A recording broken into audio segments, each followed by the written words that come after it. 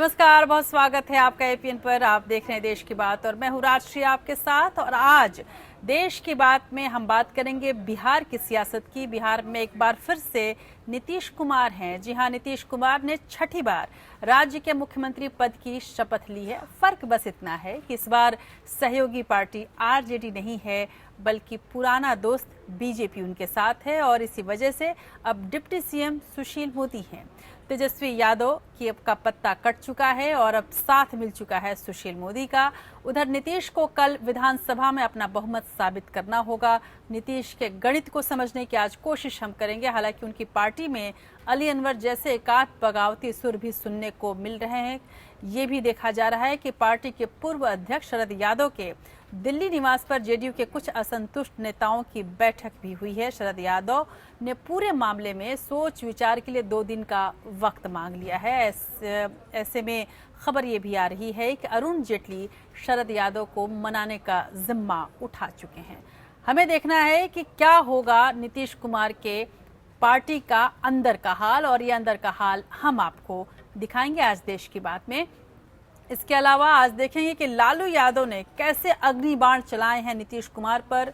कभी लालू यादव से नफरत करने वाले राहुल गांधी आज कैसे लालू प्रसाद यादव के साथ खड़े हैं, और नीतीश कुमार की मोहब्बत को भुलाकर क्यों कह रहे हैं कि नीतीश ने ही धोखा दिया है और 3 महीने से वो प्लानिंग कर रहे हैं, ये भी बताएंगे हम। इस पूरे प्रकरण पर विभिन्न दल के नेताओं की ट्विटर पर क्या रही हैं प्रतिक्रियाएं, और तमाम अन्य दलों के अंदर कैसी खलबली मची है नीतीश कुमार के एक कदम से। यूं सियासत है, सियासत के रंग अलग अलग होते हैं और इसके तेवर भी अलग अलग होते हैं। और इस सियासत को जितनी खूबी से नीतीश कुमार ने समझा है, बहुत कम नेता ऐसे होंगे।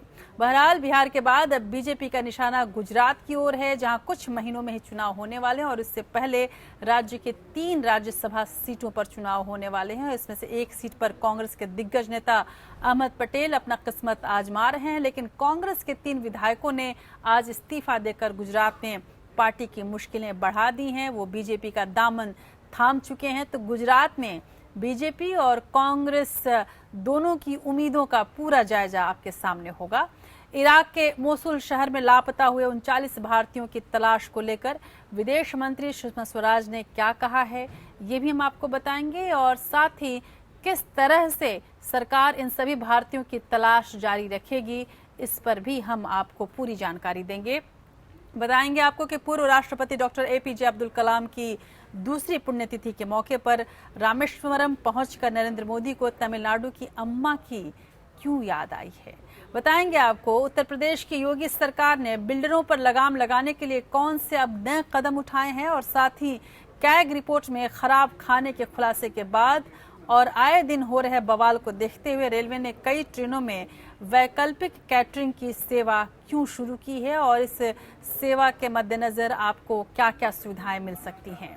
एनएसए अजित डोभाल ब्रिक्स देशों की बैठक में भाग लेने के लिए चीन में हैं और माना जा रहा है कि वहीं उनकी चीन के प्रमुख नेताओं से बात भी होगी और डोकलाम मुद्दे पर कायम गतिरोध भी खत्म होगा। कितनी उम्मीद लगाई जाए इस यात्रा से और क्या कुछ हो सकता है चीन में, ये हम आपको दिखाएंगे। सरकार ने निजता के आयाम और मूलभूत अधिकारों को लेकर सुप्रीम कोर्ट में क्या दलील दी है, ये भी आपको बताएंगे। और कोर्ट ने फिल्म हिंदू सरकार की कल की रिलीज को हरी झंडी दिखा दी है और इसके साथ ही इस फिल्म से जुड़ा हुआ जो विवाद था वो भी समाप्त हो गया है। हम इस पर भी चर्चा करेंगे कि आखिर वो विवाद क्या था और कोर्ट ने क्या कहा है इस पूरे मसले पर। बात आज के दिन के ऐतिहासिक महत्व की भी करेंगे और गब्बर सिंह को भी आज याद करेंगे।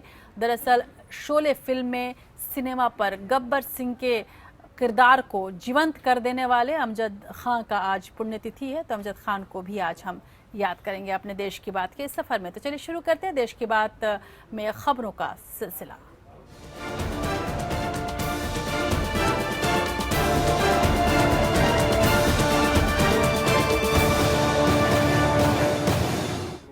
न तो किसी ने ऐसा सोचा था और न ही किसी को इस बारे में कोई इल्म थी। बुधवार शाम तक बिहार की सियासत में जेडीयू और आरजेडी के बीच शब्दों के बाढ़ तो चल रहे थे, लेकिन नीतीश इतना बड़ा कदम अचानक उठा लेंगे, इसका पता शायद बहुत कम लोगों को था। हालांकि एपीएन ने आपको जानकारी दी थी कि नीतीश कुमार एक नए समीकरण पर विचार कर रहे हैं और वो समीकरण उन्हें बीजेपी के बेहद पास लेकर जा रहा है, और वही हुआ। बीजेपी के पास नीतीश कुमार पहुंच गए। राज्यपाल के पास पहुंचने तक कोई ये भी नहीं जानता था कि नीतीश इस्तीफा देंगे या तेजस्वी को बर्खास्त करेंगे, लेकिन सियासत के मंझे हुए खिलाड़ी की तरह नीतीश ने इस्तीफे का विकल्प चुना। इस्तीफे की राजनीति को यदि समझना हो तो शायद नीतीश कुमार उस पर एक पूरा का पूरा पाठ लिख सकते हैं, और वो खुद को भ्रष्टाचार के खिलाफ लड़ाई में बलिदानी साबित करने में सफल हो गए दिखते हैं अभी तक। मौके के ताक में बैठी बीजेपी के लिए इतना मौका काफी था। पार्टी ने आनन फानन में बैठक करके नीतीश को एनडीए का नेता चुन लिया और लालू यादव देखते रह गए। जब तक लालू और तेजस्वी सरकार पेश करने का दावा ठोकते, पूरी स्थिति को समझते, तो इसके पहले ही जेडीयू बीजेपी गठबंधन ने 132 विधायकों के समर्थन की लिस्ट राज्यपाल केसरीनाथ त्रिपाठी को सौंप दी। संयोग ये था कि राज्यपाल केसरीनाथ त्रिपाठी भी उस वक्त पटना में ही थे। सत्ता हाथ से जाते देख तेजस्वी ने भी राज्यपाल से मिलने का वक्त मांगा। गवर्नर ने उन्हें गुरुवार 11 बजे सुबह का समय दिया था, लेकिन 10 बजे नीतीश के शपथ लेने के साथ ही लालू और तेजस्वी की सारी कोशिशें धड़ाम हो गईं, सारे सपने टूट गए। नीतीश के सामने अब सबसे बड़ी चुनौती शुक्रवार को 11 बजे सदन में बहुमत साबित करने की है। हालांकि अगर आंकड़ों के गणित को आप देखें तो नीतीश कुमार इस चुनौती का भी सामना बहुत आराम से कर लेंगे, और शायद यही वजह है कि प्रधानमंत्री मोदी ने नीतीश कुमार और सुशील मोदी दोनों को खुलकर बधाई दी है। रातों रात बिहार की राजनीति बदल गई और 20 महीने में ही सत्ता परिवर्तन हो गया। मुख्यमंत्री के तौर पर नीतीश कुमार की कुर्सी तो बरकरार रही, लेकिन डिप्टी सीएम का चेहरा बदल गया। जिस तेजस्वी यादव के भ्रष्टाचार को लेकर सारी सियासत शुरू हुई, उनकी जगह सुशील मोदी ने ले ली और आरजेडी के स्थान पर बीजेपी के साथ नीतीश की नई पारी की शुरुआत हुई। कि भ्रष्टाचार के खिलाफ लड़ाई में जहां हमारे प्रधानमंत्री नरेंद्र मोदी जी की अगुवाई में कोई भ्रष्टाचार नहीं हुआ है, वहीं पूरा महागठबंधन खामोश था लालू जी के परिवार के व्यापक भ्रष्टाचार पर। कोई जवाबदारी नहीं। नीतीश कुमार जी ने उस पर कहा, मैं साथ नहीं चल सकता हूं। तो ये सुचिता, सुशासन और विकास के लिए भाजपा और जदयू साथ आए हैं। पहले कई दलों के साथ विश्वासघात किया है और मेरे ख्याल में उनकी आदत बन गई है हर 5 साल 10 साल के बाद पार्टियां बदलना। मैं देख रहा था कि उनकी 5वीं 6ठी पार्टी है, एक जगह वो रह नहीं सकते। जेडीयू, आरजेडी और कांग्रेस का महागठबंधन टूटने के बाद नीतीश कुमार ने पुराने दोस्त बीजेपी के साथ सरकार बनाई। उन्होंने 6ठी बार बिहार के मुख्यमंत्री के तौर पर शपथ ली। खबरों के मुताबिक 28 जुलाई को बहुमत साबित करने के बाद जेडीयू और बीजेपी दोनों के कोटे से 13 मंत्री बनाए जाएंगे। बिहार में सत्ता परिवर्तन के साथ ही जुबानी जंग भी शुरू हो गई है। जिनको हम लोगों ने नेता बनाया था महागठबंधन का, और जिन्होंने संघमुक्त भारत की बात की थी, खुद हुई भारतीय जनता पार्टी के साथ चले गए, तो उसमें क्या कह सकते हैं। मगर दुर्भाग्यपूर्ण है, प्रदेश की जनता ने जो मैंडेट दिया था वो भारतीय जनता पार्टी के खिलाफ का मैंडेट था। फिर उसके साथ सरकार बनाना दुर्भाग्यपूर्ण है। हमने बिहार के अंदर गठबंधन बनाया था तो जीरो टॉलरेंस के लिए, और जैसे ही गठबंधन के मानक से इतर हमारे घटक दल ने उम्मीद हमसे जाहिर किया, यही है नीतीश कुमार जी का पॉलिटिक्स विद डिफरेंस, कि हमने कहा कि नहीं, अगर आप जीरो टॉलरेंस की नीति नहीं मानिएगा तो मैं जनता की अदालत के साथ साथ इस्तीफा देकर के नई सरकार बनाऊंगा। बिहार की राजनीति में बुधवार बेहद उठापटक भरा रहा। नीतीश के इस्तीफे से शुरू हुई सियासत गुरुवार सुबह 10 बजे उनके शपथ लेने तक तमाम असमंजस से भरी रही। जेडीयू और बीजेपी नेताओं ने राज्यपाल से मिलकर सरकार बनाने का दावा पेश किया, तो उसके तुरंत बाद तेजस्वी यादव तमाम आरजेडी विधायकों के साथ पैदल मार्च करते हुए गवर्नर हाउस पहुंचे, लेकिन तब तक काफी देर हो चुकी थी। Bureau report, APN. यूं एक कहावत है कि अब पछताए होत क्या जब चिड़िया चुग गई खेत। शायद इस कहावत का असली अर्थ लालू प्रसाद यादव को इस वक्त जरूर समझ में आ रहा होगा। नीतीश की बेरुखी लालू यादव को पसंद तो नहीं आई है, लेकिन करें क्या। नीतीश के बीजेपी से हाथ मिलाने के बाद लालू ने उन्हें जी भर कर कोसा। लालू ने नीतीश पर उनके और तेजस्वी के खिलाफ साजिश रचने का आरोप लगाया और यहां तक कहा कि बीजेपी के साथ नीतीश ने पहले से ही मिलकर सारी तैयारी कर ली थी। कल नीतीश कुमार को उन्होंने हत्या का आरोपी बताया था, आज भी यही बात दोहराते रहे और कहा कि वो शंकर हैं और नीतीश कुमार उनके लिए भस्मासुर साबित हो गए हैं। मेयर एफआईआर जारी किया नाबालिग लड़का के ऊपर, इतना बात बहाना बनाया। तेजस्वी एक बहाना था, इनको बीजेपी के गोद में जाना था। राम राम सत्य है। लालू का बेरुखी भरा ये बयान बताता है कि कल तक गलवैयां डालकर साथ घूमने वाले नीतीश कुमार के लिए उनके मन में अब क्या है। इसे सियासत की मजबूरी कहें या दस्तूर, जो कल तक साथ थे आज एक दूसरे पर शब्दों के बाण छोड़ रहे हैं। लालू यादव ने नीतीश कुमार पर अपने बेटे और पूर्व डिप्टी सीएम तेजस्वी यादव के खिलाफ षड्यंत्र करने का आरोप लगाया। लालू के मुताबिक नीतीश के इशारे पर ही सीबीआई और केंद्रीय एजेंसियों के छापे मारे गए और इस साजिश में सुशील कुमार मोदी को उनकी छवि खराब करने का जिम्मा सौंपा गया। लालू ने कहा कि बीजेपी को पानी पी पी कर कोसने वाले नीतीश फिर उसी कीचड़ में चले गए हैं। नीतीश कुमार बोलते थे भाषण है असेंबली के प्रोसीडिंग में, अब रोज निकलेगा ये सब। हम लोग का देह हल्का हो गया, फ्री हो गए। प्रोसीडिंग में है कि मैं मिट्टी में मिल जाऊंगा, लेकिन भाजपा से कभी हाथ नहीं मिलाऊंगा।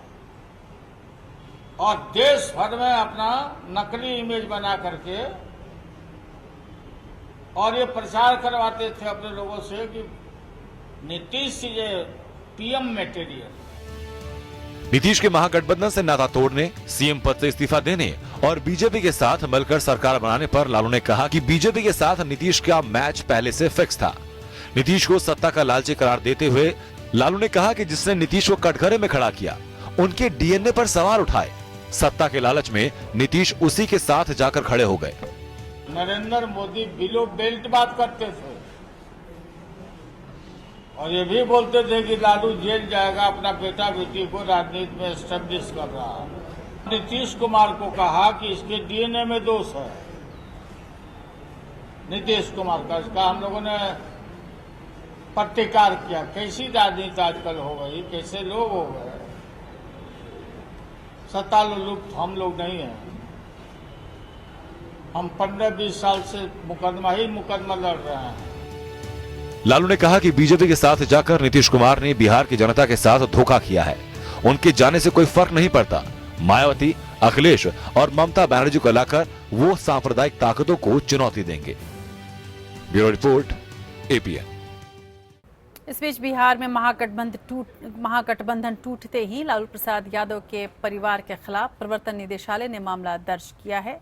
रेलवे होटल अलॉटमेंट में भ्रष्टाचार को लेकर ईडी ने लालू, बिहार के पूर्व डिप्टी सीएम तेजस्वी यादव के खिलाफ केस दर्ज कर लिया है। लालू के परिवार के खिलाफ मनी लॉन्ड्रिंग का आरोप भी लगाया गया है। ये मामला साल 2006 में रेलवे के होटल आवंटन में गड़बड़ी से जुड़ा है। उस समय लालू प्रसाद यादव रेल मंत्री थे। सीबीआई ने इस मामले में पहले से ही लालू प्रसाद यादव, उनकी पत्नी राबड़ी देवी, बिहार के उप मुख्यमंत्री तत्कालीन और उनके बेटे तेजस्वी यादव, आईआरसीटीसी के तत्कालीन एमडी पी.के. गोयल, यादव के विश्वास पात्र प्रेमचंद गुप्ता की पत्नी सरला गुप्ता और अन्य के खिलाफ मामला दर्ज कर रखा है। उधर आरजेडी के सत्ता से बाहर होने के बाद पार्टी के समर्थक सड़क पर उतर आए और अपना विरोध जताते रहे। छपरा में राष्ट्रीय जनता दल के समर्थकों ने डीएम हरिहर प्रसाद की लाठी से पिटाई की है। बताया जा रहा है कि आरजेडी कार्यकर्ताओं के लगाए जाम खुलवाने के लिए डीएम मौके पर पहुंचे थे, जहां आरजेडी के समर्थकों ने डीएम पर ही हमला बोल दिया। इतना ही नहीं, मौके पर मौजूद एसपी पर भी आरजेडी समर्थकों ने पथराव शुरू कर दिया। बताया जा रहा है कि सड़क जाम कर रहे लोग काफी उग्र थे। जैसे ही डीएम और एसपी की गाड़ी पहुंची, लोग पथराव करने लगे। अधिकारियों के साथ पर्याप्त पुलिस फोर्स नहीं थी, जिसकी वजह से अधिकारियों की जान खतरे में पड़ गई।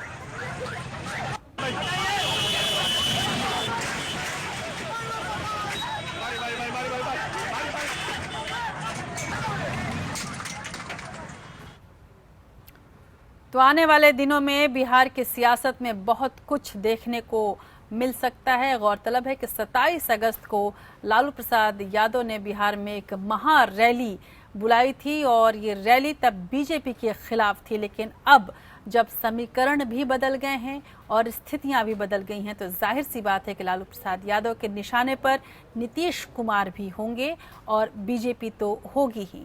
पर अब कुल मिलाकर यदि देखा जाए तो कहीं न कहीं स्थिति ऐसी बन रही है जिसकी वजह से लालू प्रसाद यादव नीतीश कुमार को अपने निशाने पर रखेंगे और नीतीश कुमार को लालू प्रसाद यादव के प्रति को जवाब देना ही होगा। और साथ ही इसी वजह से शायद नीतीश कुमार ने ये कहा है कि आने वाले दिनों में वो अपना जवाब सबके सामने रखेंगे। हालांकि नीतीश ने कल ही अपना जवाब देना शुरू कर दिया था जब उन्होंने कहा कि कफन में जेब नहीं होता। उधर बीजेपी की मदद से छठी बार बिहार के सीएम बने नीतीश कुमार पर लालू यादव के अलावा देखा जाए तो कांग्रेस उपाध्यक्ष राहुल गांधी ने भी हमला बोला है। राहुल गांधी ने नीतीश कुमार को धोखेबाज करार दिया है। गौरतलब है कि ये वही राहुल बोल रहे हैं जो कभी नीतीश के बड़े फैन हुआ करते थे। लालू प्रसाद यादव के प्रति उनकी नफरत सबको पता थी। उधर राहुल ने कहा है कि सत्ता के लिए कोई कुछ भी कर सकता है। राहुल ने कहा कि उन्होंने आरजेडी और जेडीयू में तनातनी खत्म करने की हर मुमकिन कोशिश की, लेकिन नीतीश 3-4 महीनों से बीजेपी के संपर्क में थे। उन्होंने जो कुछ भी किया है उसकी प्लॉटिंग वो पहले से ही कर रहे थे, उसकी पृष्ठभूमि वो पहले से ही तैयार कर रहे थे। नीतीश ने अगर कुछ शब्दों में कहा जाए तो ज्यादा कुछ नहीं बल्कि धोखा दिया है, ऐसा कहना है राहुल गांधी का। बीजेपी के साथ जाने के नीतीश के फैसले के बाद विपक्षी एकजुटता पर संकट मंडरा रहा है। 2019 में मोदी को चुनौती देने की कांग्रेस की कोशिश को झटका लगता दिख रहा है। बीजेपी के साथ नीतीश की दोस्ती को कांग्रेस उपाध्यक्ष राहुल गांधी ने अवसरवादिता करार दिया। राहुल ने तीखा कंच कसते हुए कहा कि सत्ता के लिए व्यक्ति कुछ भी कर सकता है, यहाँ कोई नियम नहीं है। मैंडेट नीतीश जी को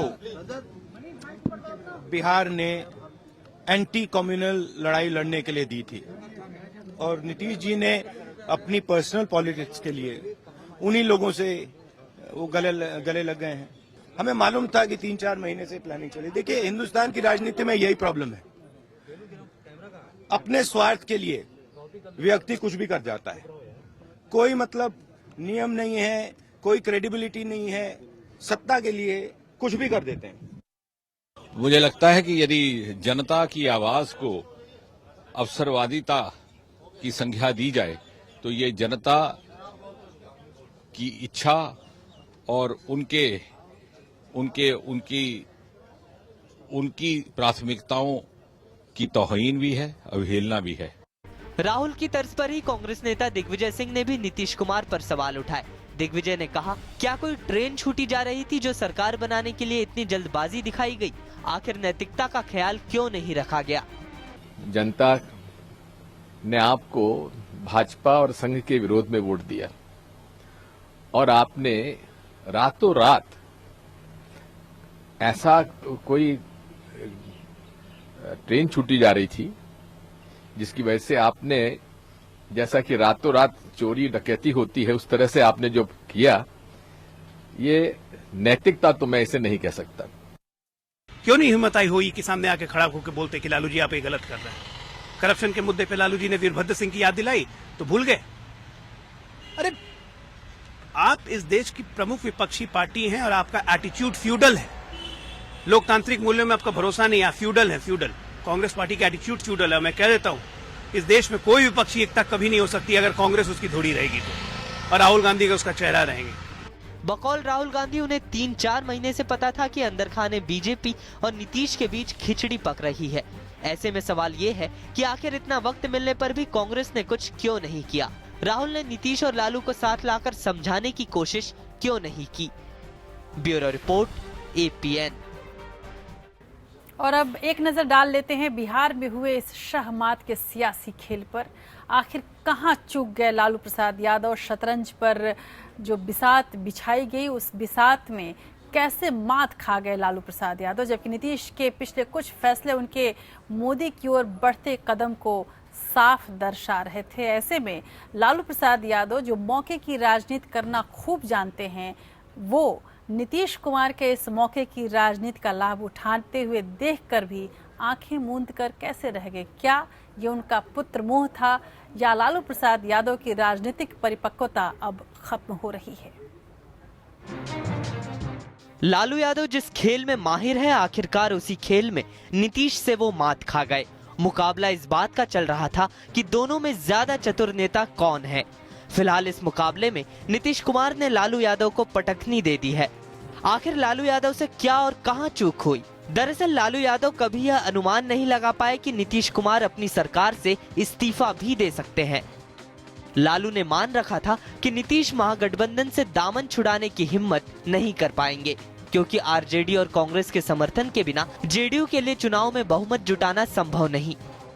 लालू यादव की सोच में था कि नीतीश कुमार सियासत का सेकुलर खेमा नहीं छोड़ेंगे, क्योंकि देश की राजनीति में उन्हें बीजेपी विहीन सेकुलर खेमे का नेता माना जाता है और नीतीश कुमार की एक महत्वाकांक्षा राष्ट्रीय स्तर पर नेता बनकर उभरने की है। चूंकि नीतीश कुमार ने तेजस्वी यादव के खिलाफ भ्रष्टाचार के मामले के सामने आने पर भी उनके खिलाफ कुछ नहीं कहा था, इसलिए लालू यादव ने सोचा कि बेटे तेजस्वी यादव ने अपनी तरफ से सफाई पेश कर दी तो सब कुछ एक बारगी सुलझ जाएगा। यह सोच लालू यादव की उल्टी पड़ गई। लालू यादव सामने नजर आ रही इबारत को पढ़ने में नाकाम रहे। लालू यादव को समझ लेना चाहिए था कि नीतीश कुमार ने बतौर मुख्यमंत्री अपने पहले कार्यकाल में गुंडागर्दी, भ्रष्टाचार और असामाजिक तत्वों के खिलाफ अपनी मंशा का साफ साफ इजहार किया था।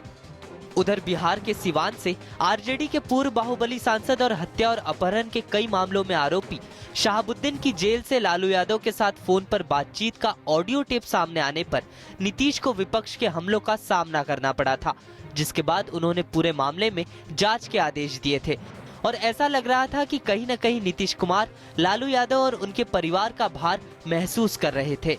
ये बात सच है कि नरेंद्र मोदी के प्रधानमंत्री की उम्मीदवारी के सवाल पर ही नीतीश कुमार ने बीजेपी से अपनी 17 साल पुरानी दोस्ती तोड़ ली थी, लेकिन पिछले 20 महीनों में बीच बीच में उन्होंने ऐसे बयान दिए जिससे ये संकेत मिलते रहे कि जब भी नीतीश मझधार में होंगे आसानी से दोबारा निकाह मुमकिन होगा। बीते साल 29 अक्टूबर को नरेंद्र मोदी सरकार ने पाकिस्तान के कब्जे वाले कश्मीर में सर्जिकल स्ट्राइक को अंजाम दिया। मोदी के इस फैसले पर देश ने खुशी का इजहार किया। विपक्ष की पार्टियां शुरू में तो खामोश रहीं, लेकिन दिन गुजरने के साथ ही मोदी सरकार से सर्जिकल स्ट्राइक के सबूत मांगने लगी। लेकिन तब नीतीश कुमार ने मोदी का पूरा साथ दिया और मोदी सरकार के फैसले का स्वागत किया। 8 नवंबर की शाम जब नरेंद्र मोदी ने अचानक नोटबंदी का फैसला किया तो सभी विपक्षी पार्टियों ने पीएम के फैसले पर सवाल खड़े किए। नोटबंदी की वजह से बैंकों के बाहर लोगों की लंबी लंबी कतारें लगने लगी। जनता को खासी परेशानी झेलनी पड़ी। पूरे देश में हाहाकार मच गया। तब नीतीश कुमार ने खुलकर मोदी के फैसले का समर्थन किया और नोटबंदी को देश हित में बताया। इसी साल जनवरी में पीएम नरेंद्र मोदी प्रकाश उत्सव के मौके पर पटना साहिब पहुंचे। वहां जिस अंदाज में नीतीश पीएम मोदी के साथ पेश आए, दोनों में जो तारतम्यता दिखी, सहजता दिखी, नीतीश के इस मोदी प्रेम का नोटिस भी लिया गया। तब मोदी ने भी नीतीश की शराबबंदी के फैसले की जमकर तारीफ की थी। जब जीएसटी के सवाल पर विपक्षी पार्टियां मोदी को घेरने में लगी थी, तब नीतीश कुमार खुलकर मोदी सरकार के साथ खड़े हुए। इसी तरह बेनामी संपत्ति कानून के सवाल पर भी नीतीश कुमार मोदी सरकार के साथ दिखाई दिए, बल्कि खुद ही इस कानून की उन्होंने मांग की थी। तेजस्वी प्रकरण के बाद जब बीजेपी ने बिहार के तत्कालीन राज्यपाल रामनाथ कोविंद को राष्ट्रपति पद का उम्मीदवार घोषित किया, तो नीतीश ने उनके समर्थन के ऐलान में थोड़ा भी वक्त नहीं लगाया। शायद नीतीश तब तक मोदी के साथ आने का मन बना चुके थे। Bureau report, APN।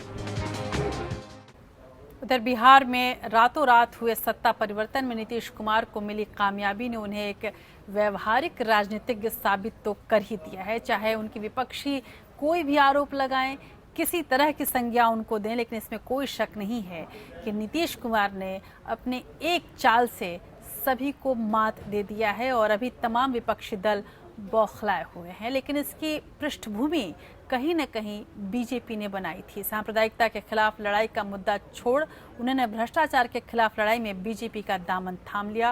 नीतीश की इस राजनीति ने सबको चौंका दिया है। लालू का साथ छोड़ बीजेपी का हाथ थामने की रणनीति को सिद्धांत की राजनीति मान रहे हैं, तो कई सिद्धांतहीनता की सियासत भी बता रहे हैं। लेकिन नीतीश की राजनीति कुछ और कहती है। नीतीश ने केवल आज और कल की राजनीति नहीं की है, बल्कि अपना भविष्य कैसे सुरक्षित किया है, देखिए इस खास रिपोर्ट में।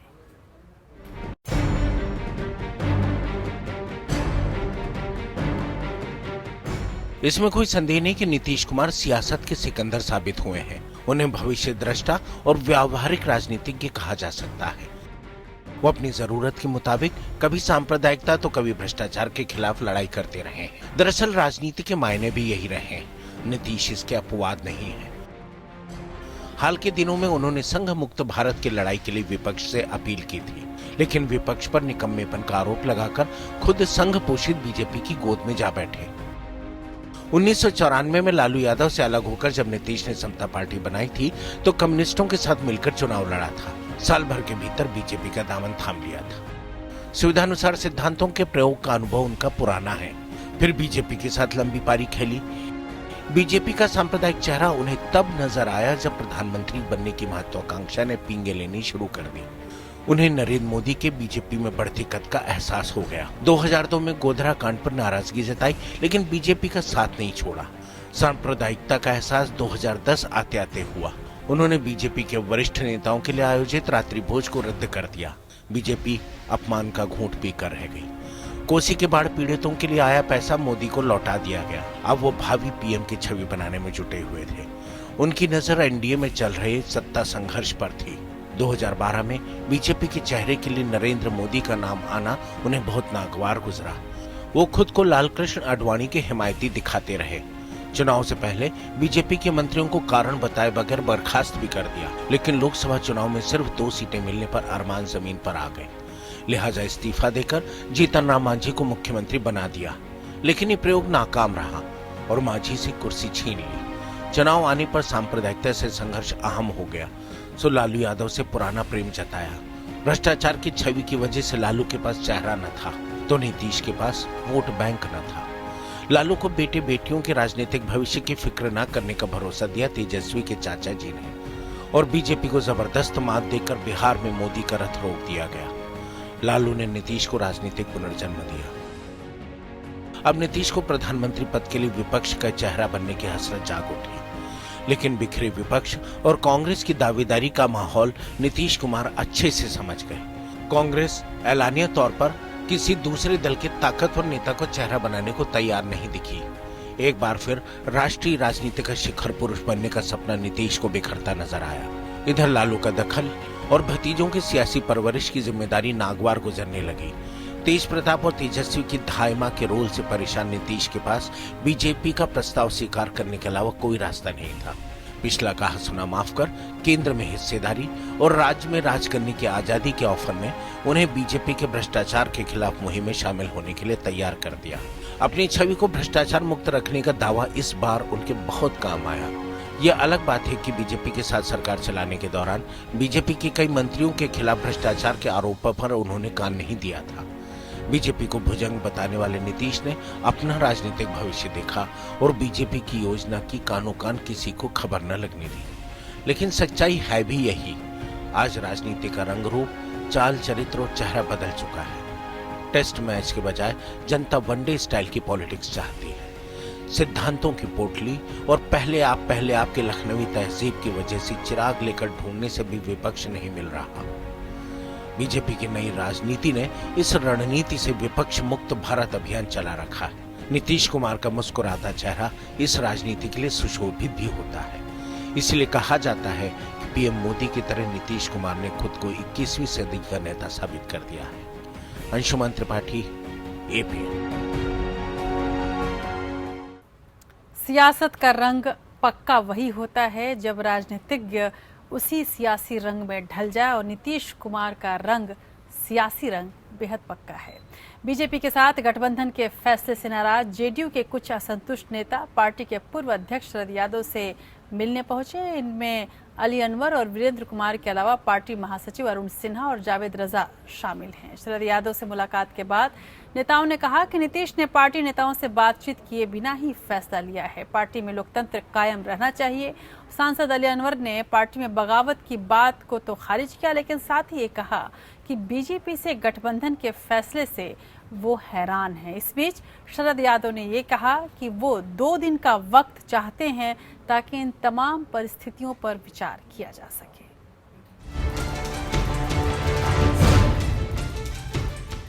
नीतीश कुमार के बीजेपी के साथ जाने को लेकर जेडीयू में अंदरूनी कलह शुरू हो गई है।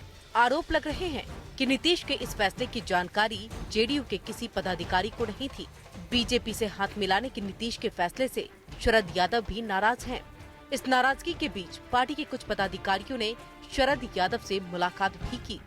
पार्टी के किसी भी राष्ट्रीय पदाधिकारी या पार्टी के किसी भी वरिष्ठ नेता से बिना राय लिए उन्होंने एक निर्णय लिया है, इसलिए पार्टी यह समझती है या उनका व्यक्तिगत निर्णय है। शरद जी भी बहुत चिंतित हैं इस बात को लेकर के और उन्होंने वादा किया है कि 1 या 2 दिन में देश भर के सभी पार्टी के वरिष्ठ नेताओं से बात करके वो आप सब लोगों से अपनी बात कहेंगे। नीतीश के इस एक तरफा निर्णय से जेडीयू के तमाम नेता भौचक्के हैं। उन्हें समझ नहीं आ रहा कि नीतीश कुमार ने इतनी जल्दबाजी में इतना बड़ा फैसला अकेले कैसे ले लिया। हम लोगों को ये गुमान नहीं था कहीं से भी दूर दूर तक भी कि इस तरह का माने दुरूह और कठिन फैसला ले लेगी पार्टी। हम लोगों ने पूछा भी कि भाई हो सकता है कि हमको जानकारी नहीं हो, पार्टी के भी पदाधिकारी थे तो वो लोग भी कह रहे हैं कि नहीं हम लोगों को भी जानकारी नहीं थी। हालांकि महागठबंधन टूटने से नाराजगी सिर्फ जेडीयू में नहीं है, आरजेडी में भी कुछ नेता नाराज हैं। गायघाट के आरजेडी विधायक महेश्वर यादव ने गठबंधन टूटने के लिए पार्टी अध्यक्ष लालू यादव और उनके बेटे तेजस्वी यादव को जिम्मेदार बताया। दुखी तो है ये हैं, हम लोग भी दोषी हैं। हम लोग नहीं जानते थे कि नीतीश कुमार इतना बड़ा कदम उठा लेंगे, नहीं तो लालू जी के मुंहों पर हम कहते। हम लोग ये समझते थे कि ज्यादा से ज्यादा तेजस्वी को बर्खास्त कर देंगे, तो हम लोगों की इच्छा भी थी कि तेजस्वी जी इस्तीफा दे दें या बर्खास्त हो जाए, सरकार बच जाए, गठबंधन बच जाएगा। लेकिन नीतीश कुमार ने बहुत बड़ा कदम उठा लिया। बिहार में राजनीतिक घटनाक्रम जिस तेजी से बदले हैं, उसे देखकर हर कोई सकते में है। बड़ा सवाल ये है कि आखिर वो कौन सा कारण था जिसके चलते नीतीश ने बीजेपी के साथ जाने का इतना बड़ा फैसला बिना पार्टी की इजाजत के अकेले ले लिया। Bureau report, APN। उधर बीजेपी के साथ नीतीश का याराना बिहार के बाद केंद्र में भी दिखाई दे सकता है। खबरों के मुताबिक बिहार में गठबंधन से गदगद बीजेपी केंद्र सरकार में जेडीयू कोटे से 2 लोगों को मंत्री बनाकर नीतीश कुमार का आभार जता सकती है। बीजेपी जेडीयू को केंद्र में 1 कैबिनेट और 1 राज्य मंत्री का पद दे सकती है। माना ये जा रहा है कि वित्त मंत्री अरुण जेटली जेडीयू नेता शरद यादव से संपर्क में हैं और वो शरद यादव को मना भी रहे हैं और शायद यही वजह है कि शुरुआती दौर में बगावती तेवर दिखा रहे शरद यादव शाम होते होते ये कहने लगे कि अभी 2 दिन का वक्त लगेगा, तभी वो परिस्थितियों पर विचार करके कुछ कह सकते हैं। बिहार में गले मिलने के बाद अब बीजेपी और जेडीयू केंद्र की राजनीति में भी हाथ मिलाने को तैयार है। खबरों के मुताबिक जेडीयू केंद्र सरकार में शामिल हो सकती है। 15 अगस्त से पहले संभावित कैबिनेट विस्तार में जेडीयू के कोटे से 2 मंत्री शामिल हो सकते हैं। दरअसल नीतीश कुमार चाहते हैं कि शरद यादव केंद्र सरकार में मंत्री बने। शरद यादव नीतीश के बीजेपी के साथ सरकार बनाने के फैसले से नाराज हैं, लिहाजा नीतीश उन्हें बनाने के लिए केंद्र में मंत्री बनवा सकते हैं। केंद्र में कई अहम मंत्रालयों में मंत्री पद खाली हैं और दूसरे विभागों के मंत्री उसकी जिम्मेदारी संभाल रहे हैं। वेंकैया नायडू ने हाल ही में मंत्री पद से इस्तीफा दिया है। वेंकैया नायडू के सूचना प्रसारण मंत्रालय और शहरी विकास और आवास मंत्रालय का कार्यभार केंद्रीय मंत्री स्मृति ईरानी और नरेंद्र सिंह तोमर को दिया गया है। इसी तरह वित्त मंत्री अरुण जेटली मनोहर पर्रिकर के इस्तीफे के बाद रक्षा मंत्री का कार्यभार संभाल रहे हैं। अनिल माधव दवे के निधन के बाद से केंद्रीय विज्ञान और प्रौद्योगिकी मंत्री हर्षवर्धन उनके पर्यावरण मंत्रालय का अतिरिक्त प्रभार देख रहे हैं। ऐसे में जेडीयू के कोटे से 2 मंत्रियों को सेट करने में सरकार को कोई दिक्कत नहीं होगी।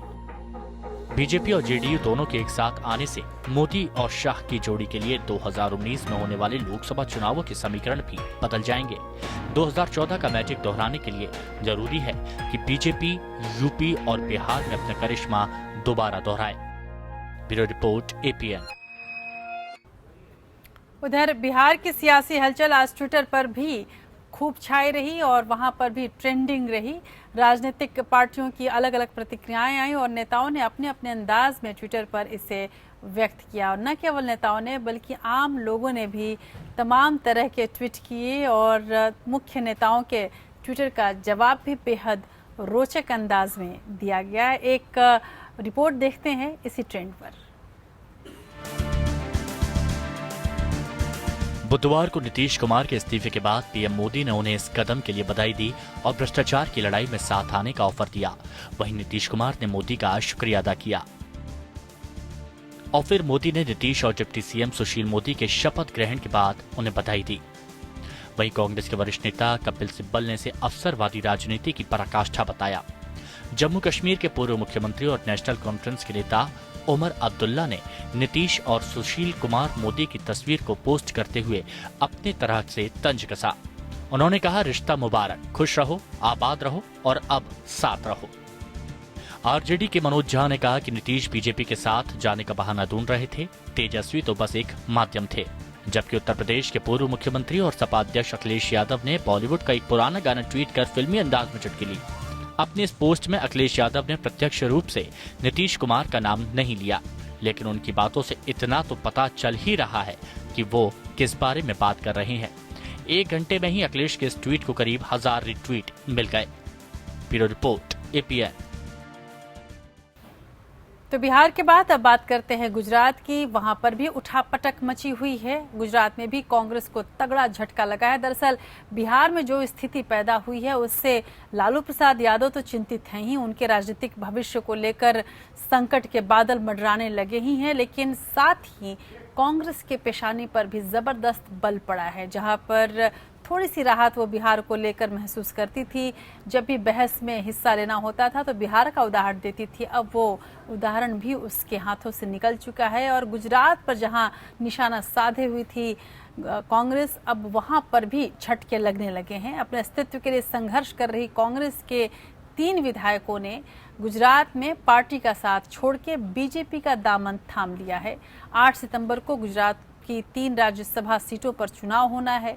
2 सीटों पर बीजेपी के राष्ट्रीय अध्यक्ष अमित शाह और केंद्रीय मंत्री स्मृति ईरानी अपना दावा ठोक चुके हैं, तो 1 सीट से कांग्रेस के रणनीतिकार और अहम चेहरा माने जाने वाले अहमद पटेल ताल ठोकना चाह रहे थे। उधर विधानसभा चुनाव में भी कुछ ही महीने बाकी हैं। ऐसे में 3 विधायकों का एक साथ कांग्रेस छोड़ना पार्टी के लिए बड़ा नुकसान माना जा रहा है। खबरों के मुताबिक पार्टी छोड़ने वाले तीनों विधायक शंकर सिंह वाघेला के करीबी माने जाते हैं और ये भी कहा जा रहा है कि कांग्रेस में फूट की ये बस शुरुआत है। आने वाले दिनों में कांग्रेस को और भी कई झटके लग सकते हैं।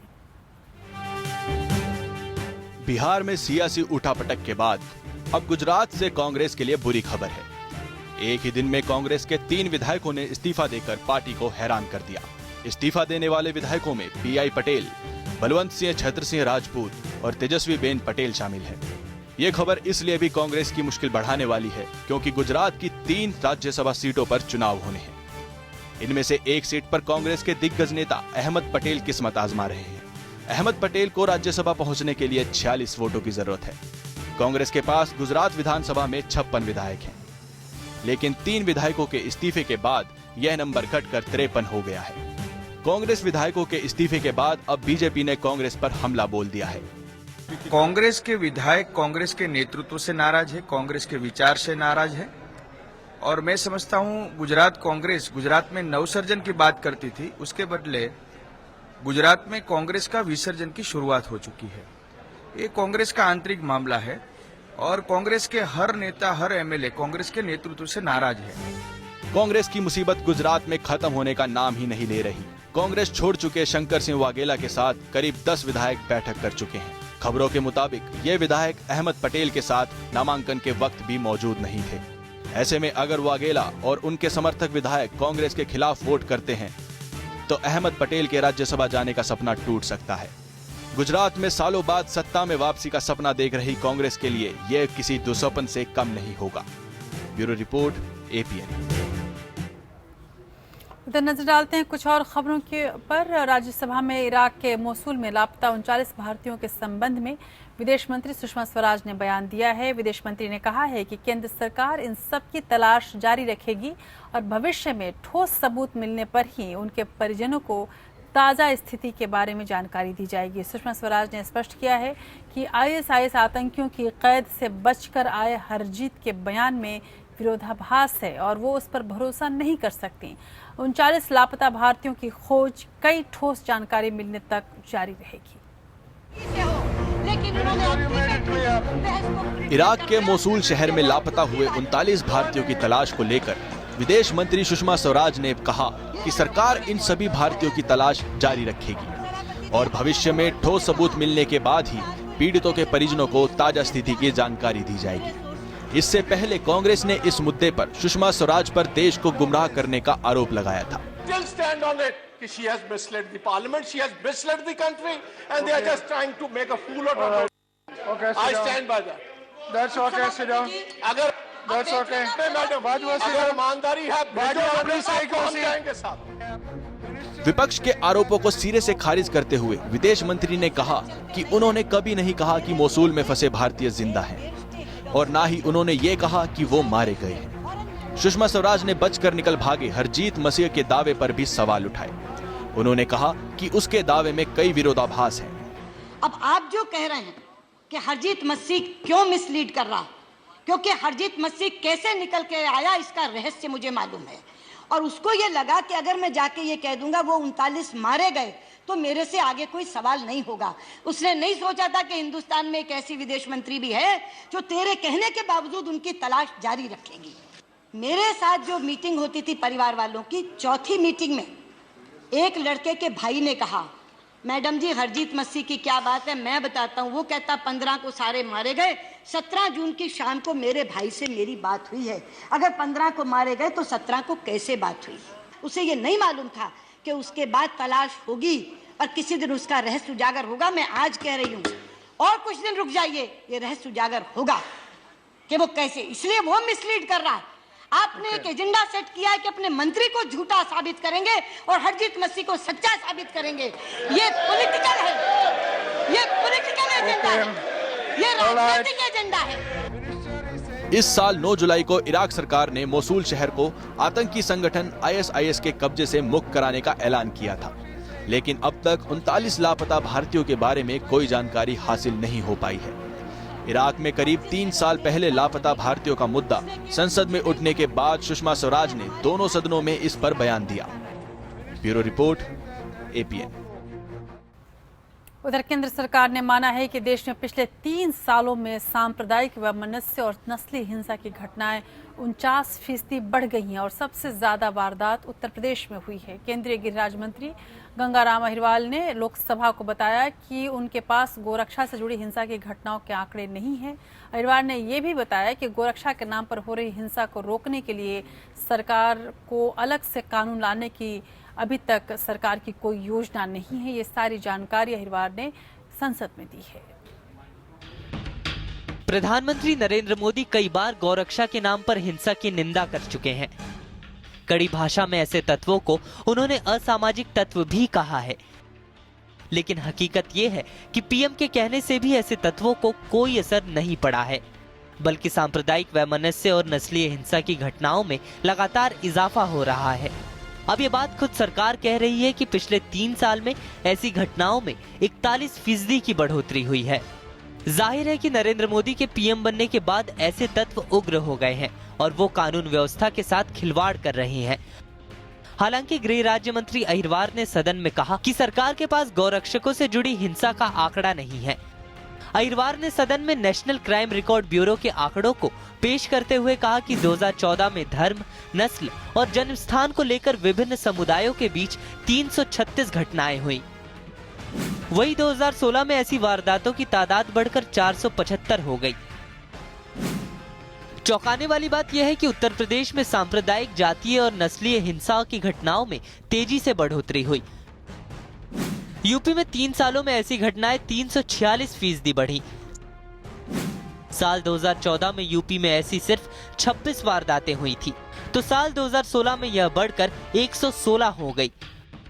तो वही उत्तराखंड में साल 2014 में ऐसी केवल 4 घटनाएं हुई थी, लेकिन साल 2016 में राज्य में ऐसी 22 घटनाएं हुई।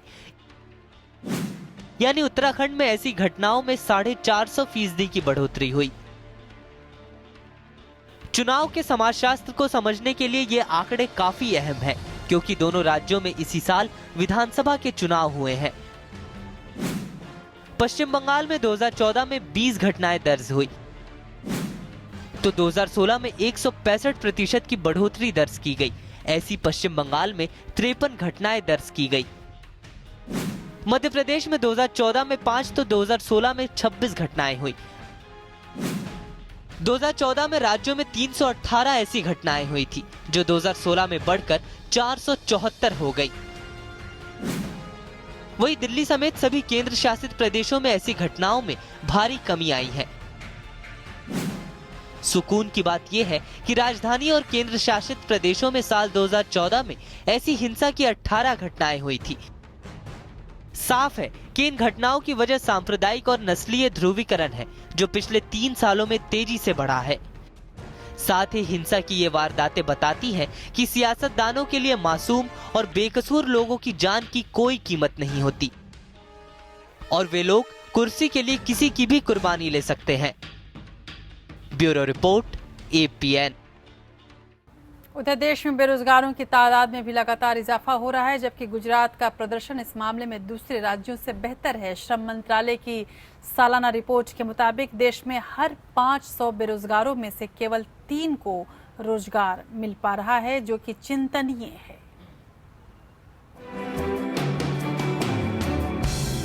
मानिए या नहीं, लेकिन हकीकत है कि गोवा और गुजरात को छोड़कर कोई भी राज्य 1% लोगों को भी रोजगार नहीं दिला पाया। रोजगार केंद्र के जरिए नौकरी दिलवाने के मामले में गुजरात को छोड़कर सभी राज्यों का औसत 0.57 ही रहा है। व्यापार, व्यवसाय और उद्योगों की वजह से गुजरात इन राज्यों के मुकाबले 30% ज्यादा रोजगार पैदा करने में कामयाब रहा। श्रम मंत्रालय की सालाना रिपोर्ट के अनुसार रोजगार केंद्र द्वारा दिलाई गई ज्यादातर नौकरियां प्राइवेट सेक्टर में थी।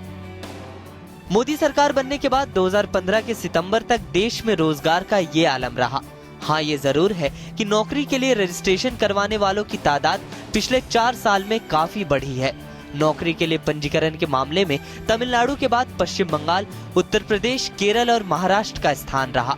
इन 5 राज्यों में 9 महीने में सिर्फ 27,600 लोगों को रोजगार केंद्र से नौकरी मिली। यानी इन राज्यों में महज 0.1% लोगों को रोजगार केंद्रों के माध्यम से रोजगार मिल पाया, जबकि 2,71,00,000 लोगों ने रजिस्ट्रेशन करवाया था। Bureau report, APN।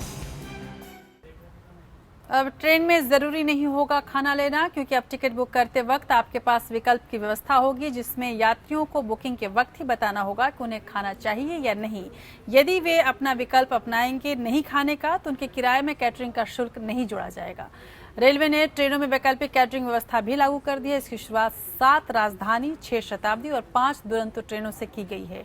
रेलवे ने खान पान सेवाओं में सुधार के लिए 3 हफ्ते का निरीक्षण अभियान छेड़ रखा है। इसके तहत 88 ट्रेनों तथा 100 फास्ट फूड ज्वाइंट्स में खान पान सेवाओं का थर्ड पार्टी ऑडिट कराया जाएगा। फूड सर्ट तथा बैक्सेल नाम की निजी कंपनियों को ये जिम्मेदारी सौंपी गई है। उधर केंद्र ने गुरुवार को उच्चतम न्यायालय से कहा है कि निजता कोई मूलभूत अधिकार नहीं है। अटॉर्नी जनरल के वेणुगोपाल ने प्रधान न्यायाधीश JS खैर की अध्यक्षता वाली 9 जजों की पीठ के समक्ष दलीलें पेश करते हुए कहा कि निजता का कोई मूलभूत अधिकार नहीं है, और यदि उसे मूलभूत अधिकार मान भी लिया जाए तो इसके कई आयाम हैं। हर आयाम को मूलभूत अधिकार नहीं माना जा सकता। उन्होंने ये भी कहा कि सूचना संबंधी निजता को निजता का अधिकार नहीं माना जा सकता, और इसे मूलभूत अधिकार में रखा भी नहीं जा सकता। उन्होंने बताया कि अगर निजता मूल अधिकार है तो दूसरों के मूल अधिकारों पर भी असर पड़ेगा। सामाजिक कल्याण और सामाजिक समावेशन में निजता नहीं हो सकती है। कर्नाटक और आंध्र प्रदेश में खनिजों के अवैध खनन से जुड़े लंबित मामलों में सुप्रीम कोर्ट ने सीबीआई के निदेशक से जवाब मांगा है। सीबीआई ने एक हलफनामा दाखिल करके कोर्ट को बताया था कि अवैध खनन को लेकर 2 कंपनियों के खिलाफ मामला दर्ज किया गया है। इस पर कोर्ट ने लंबित मामलों पर स्टेटस रिपोर्ट मांग ली है। कोर्ट ने निर्देश दिया है कि 7 दिनों के भीतर रिपोर्ट दाखिल की जाए। पिछली सुनवाई में सुप्रीम कोर्ट ने राज्य सरकार को निर्देश दिया था कि वह कन्वेयर बेल्ट प्रणाली की स्थापना करे। मधुर भंडारकर की फिल्म हिंदू सरकार को लेकर चल रही अटकलों पर अब विराम लग गया है। हिंदू सरकार को सुप्रीम कोर्ट की तरफ से हरी झंडी मिल गई। ये फिल्म अब कल रिलीज होगी। इस फिल्म को कहा जा रहा था कि ये पूर्व प्रधानमंत्री इंदिरा गांधी पर बनी हुई है और इसको लेकर कई आपत्तियां जताई गई थी और ये कहा गया था कि इस फिल्म के कई जो सीन्स हैं वो काट दिए जाएं, लेकिन कोर्ट ने कहा है कि अभिव्यक्ति की स्वतंत्रता के तहत ये फिल्म और कलात्मक अभिव्यक्ति के तहत ये फिल्म बिल्कुल जायज ठहरती है, इसलिए इसे रिलीज कल किया जाएगा। राष्ट्रीय सुरक्षा सलाहकार अजित डोभाल ने बीजिंग में ब्रिक्स देशों के एनएसए की बैठक से इतर अपने चीनी समकक्ष यांग जिची से बात की है। सिक्किम सीमा के पास स्थित डोकलाम को लेकर जारी गतिरोध के बीच डोभाल और यांग जिची की मुलाकात को अहम माना जा रहा है। डोभाल और यांग दोनों भारत और चीन सीमा तंत्र के विशेष प्रतिनिधि हैं। ऐसे में डोभाल की चीन यात्रा से डोकलाम को लेकर भारत और चीन के बीच समाधान निकलने की संभावनाएं बढ़ गई हैं। भारतीय सेना ने भारत भूटान चीन सीमा पर चीनी सेना को सड़क बनाने से रोक दिया था, जिसके बाद 1 महीने से ज्यादा समय से चीन और भारत की सेना आमने सामने है। चीन के साथ सिक्किम क्षेत्र में सैन्य गतिरोध को करीब 1 महीने बीत गए हैं, लेकिन सैन्य गतिरोध पर कोई असर नहीं पड़ा है। राष्ट्रीय सुरक्षा सलाहकार होने के नाते अजित डोभाल के हाथ में सुरक्षा संबंधी फैसला लेने का अधिकार है। डोभाल की चीन के राष्ट्रपति शी जिनपिंग से भी मुलाकात हो सकती है। और अब बात करते हैं आज के दिन के ऐतिहासिक महत्व की। 27 जुलाई 1897 में स्वतंत्रता संग्राम सेनानी बाल गंगाधर तिलक को आज ही के दिन पहली बार अंग्रेजों ने गिरफ्तार किया था और 27 जुलाई 1987 में आज ही के दिन खोजकर्ताओं ने उस वक्त दुनिया के सबसे बड़े और आधुनिक सुख सुविधाओं से लैस टाइटैनिक जहाज का मलबा खोजा था, जो कि डूब गया था। और 27 जुलाई 1992 में आज ही के दिन अपने ज़माने के मशहूर फिल्मी खलनायक अमजद खान का निधन हो गया था। देश की बात में बस इतना ही। नमस्कार।